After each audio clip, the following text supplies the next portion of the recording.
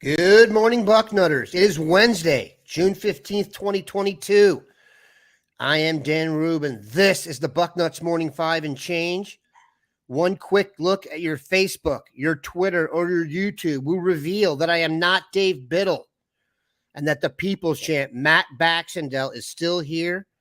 Bax, what is up? Are you upset you have to do the show with me while Dave is sunning himself in some Caribbean location? I feel like we should all be doing the show in a Caribbean location. Can Bucknuts spring for that next summer?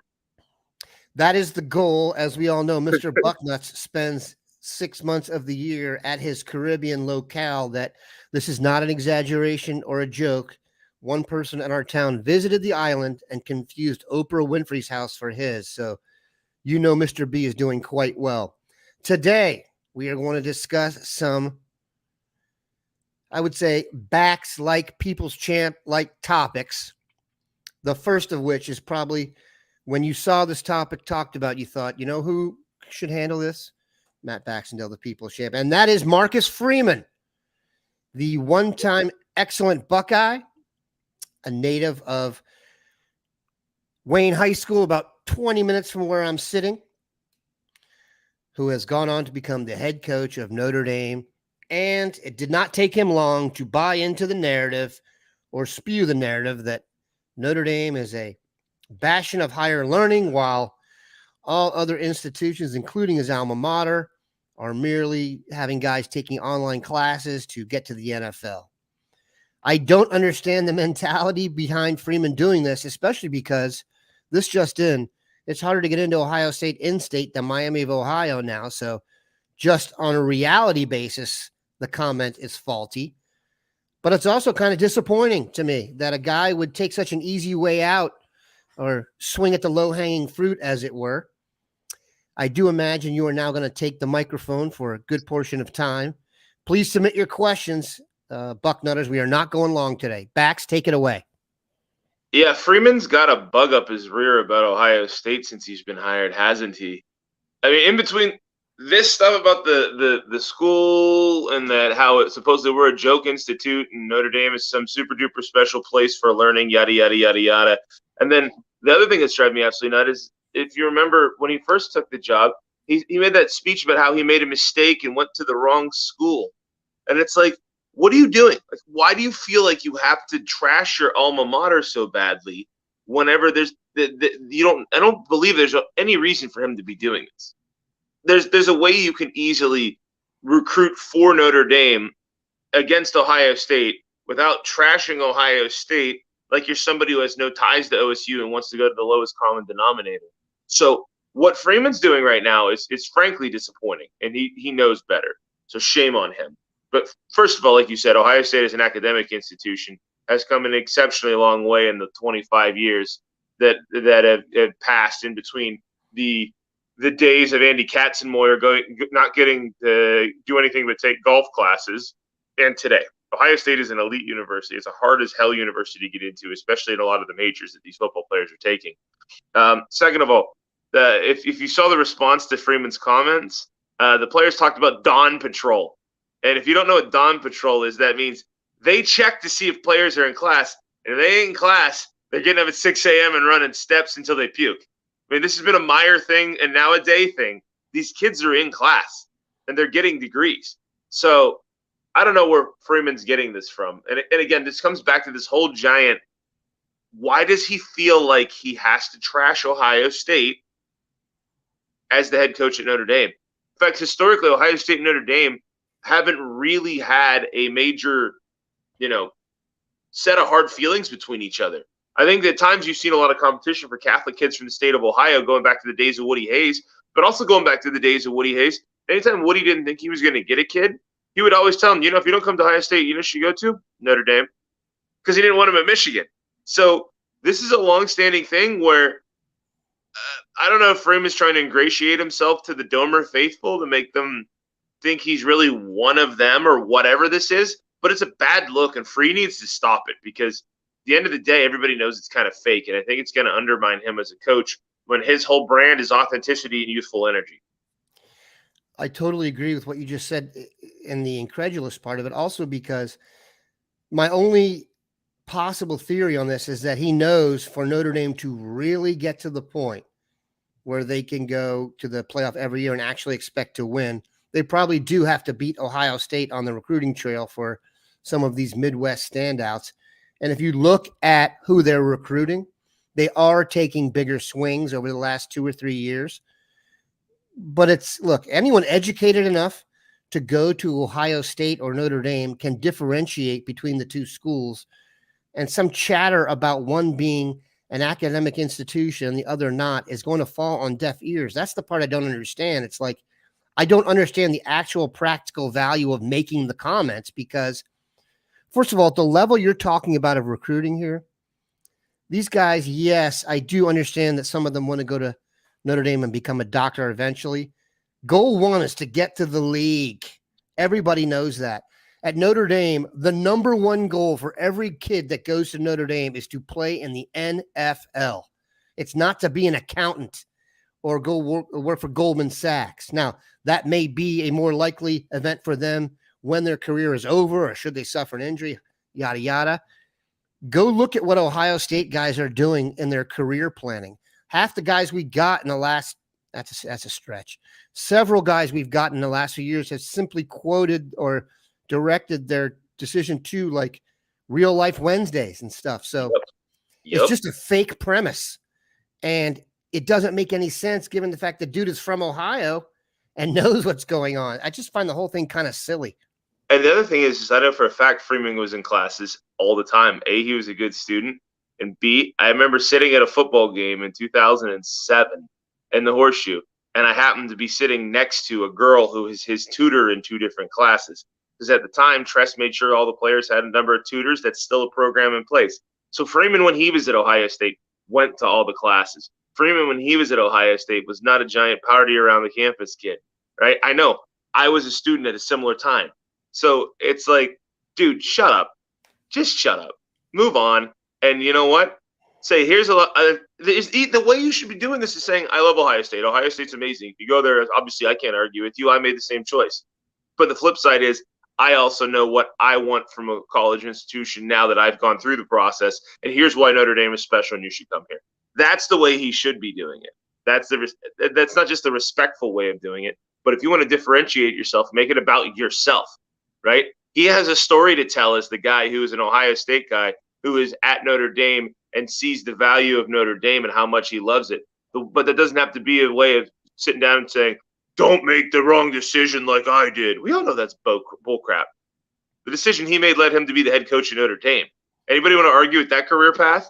Because if you tell a lot of these kids that they're not going to work out in the league or they're only going to be in the league a little bit like Free was, and they can say, by the way, though, when you reach your mid-30s, you'll be the head coach at a major top 10, 15 program, then they're going to go, oh, wow, that was a good career choice. So, I mean, this is just stupid, and he knows it's stupid. And if he wants to throw all these elite things out, he should be throwing them all out, against some of these other schools that he's competing with for recruits that are coming in from out of state that actually have bum academic standards. But Ohio State ain't the SEC, so I don't know what else to say on that front. Also, if you're in class these days and they're calling roll and you're not there, don't you think someone's snapping a picture or putting it on the internet in about 6 seconds? Come on, man.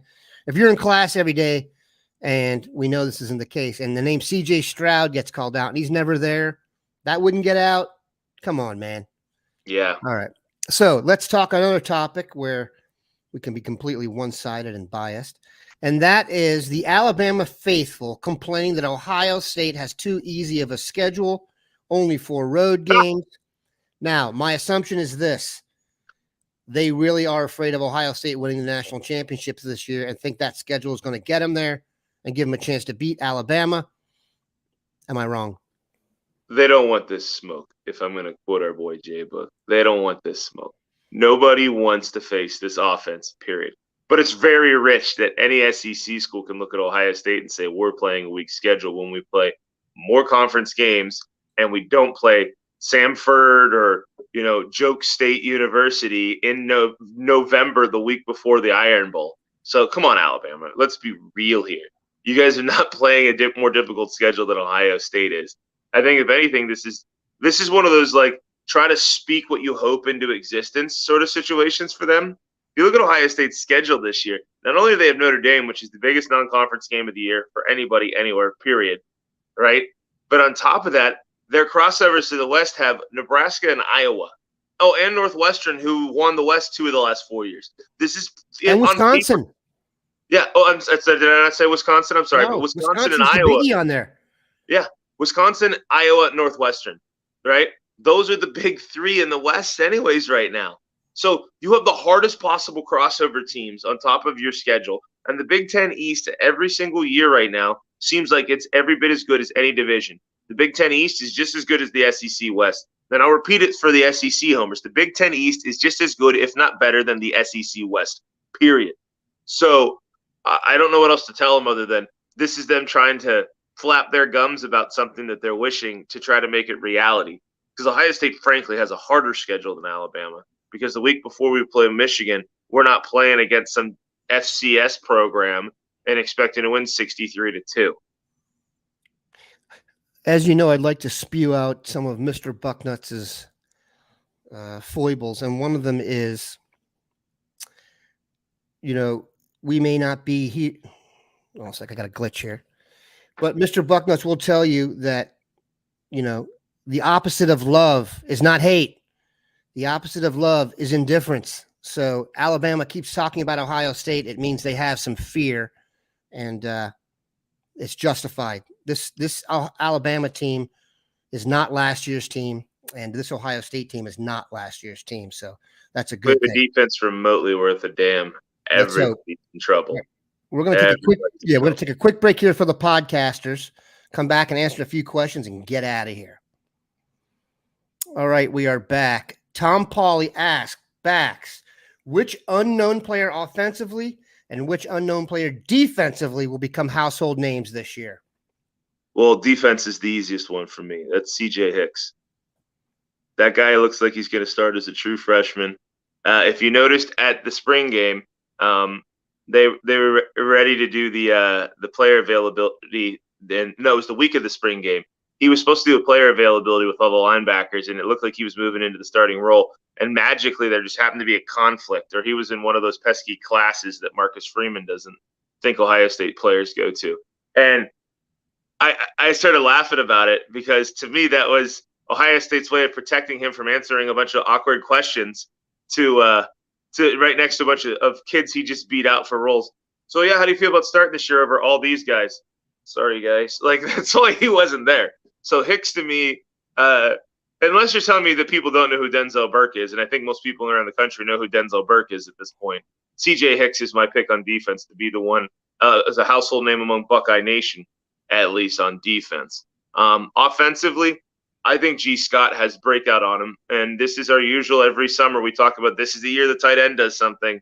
But I think G. Scott has a lot of touchdowns in him this year. Whether he has more than 20 catches in him, I don't know, but I think he could catch 6 or 7 touchdowns just with his size and athleticism. So in Buckeye Nation, I know a lot of people know who G. Scott is from recruiting, but I think overall he's not a guy who's made a giant impact on the field.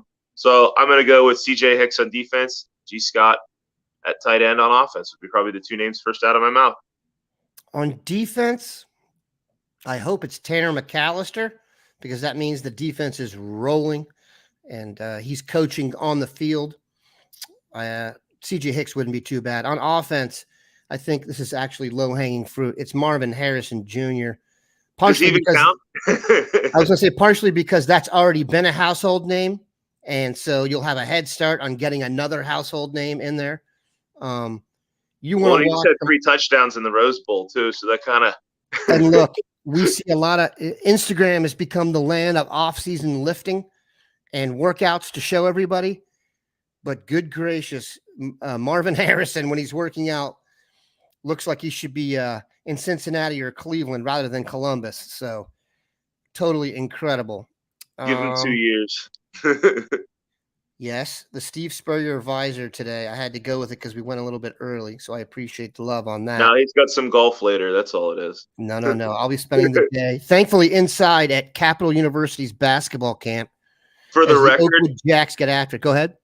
I started writing for Bucknuts more than 10 years ago. I lived in Atlanta, Georgia, and I know a lot of people watching this podcast are all over the country. people looked at me when I told them I wanted to get back to Ohio, I needed to move back to Ohio, like I was crazy.